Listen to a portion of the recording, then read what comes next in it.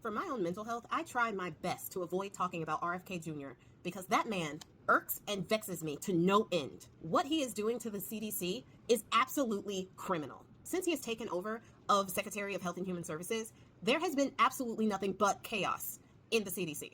Layoffs of 600 employees, including scientists and researchers that make sure that our health recommendations are science-based. There have been grant terminations and just a slew of other things that have been going on in the CDC because of RFK Jr. RFK announced new policies for the C-19 vaccine, saying that they no longer recommended the vaccine for pregnant women or children, but he didn't actually go through the advisory board to do that. He just unilaterally made the decision and put it out on social media. He has put out announcements aimed at driving out senior officials in the CDC. He removed all 17 members of the advisory board, replacing them with people who do not back their ideas by science, people who are known to be anti-vaccine.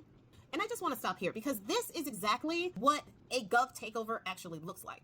It's getting appointed to high positions and then forcing out the voices of reason and the people who actually have the education and the experience and the backing, and replacing it with people who will just say yes. Political operatives that will make decisions based on their beliefs and feelings rather than science, rather than research, rather than studying and looking at the data and actually using that to drive the decision that you are making for the betterment of the American people. No, they don't want to do that. They just want to make decisions based off of what they already believe. Science be damned. Now, the now former CDC director, Susan Menendez, was ousted on Wednesday for speaking out against these policies that RFK is trying to enact. But her team said that she didn't resign and she wasn't even formally terminated, even though RFK Jr. said that she was. But with her ousting, many other high officials went with her. There were dozens of people who staged a walkout on Thursday in protest and solidarity with the CDC director and in protest against all of these policies that really are going to hurt the American people.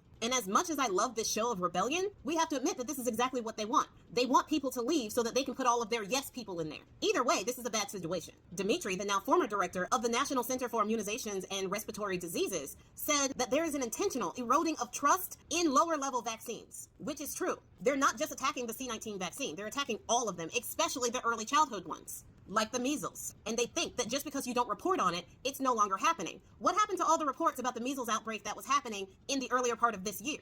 Or the bird flu epidemic that was happening early this year? It didn't just stop. They stopped testing and they stopped reporting on it.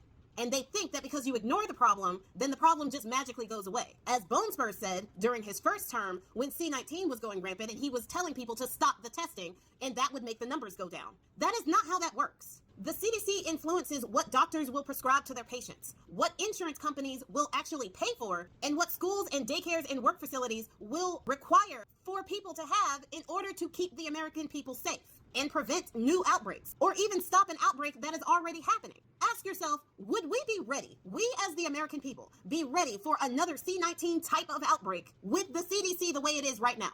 Do you trust that the CDC would get us through another 2020 type situation? If you say yes, you would trust that, you are delusional.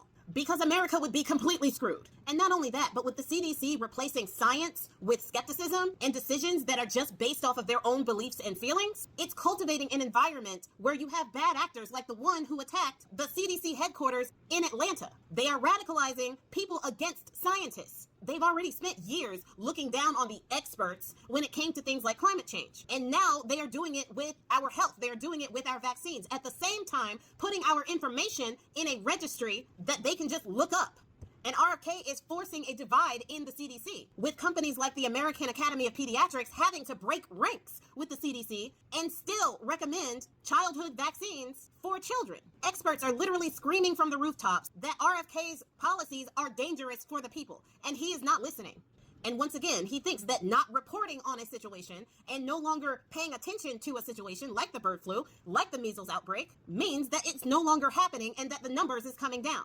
And with his fixation on children with autism and trying to put a registry out specifically for children or people with autism, him forgetting that his own family member had autism when he was little, and then wondering where are all the people with autism that are my age, not understanding that you put them all in insane asylums and you gave them all lobotomies during that time. He is just a walking disaster. Listen, I don't care what side of the aisle that you are on. This will affect you. This will affect you. This will affect your friends, your children, your parents, your aunts, your uncles, your acquaintances, your coworkers. It will somehow affect you, because if something happens and we need guidance from the CDC, we're on our own.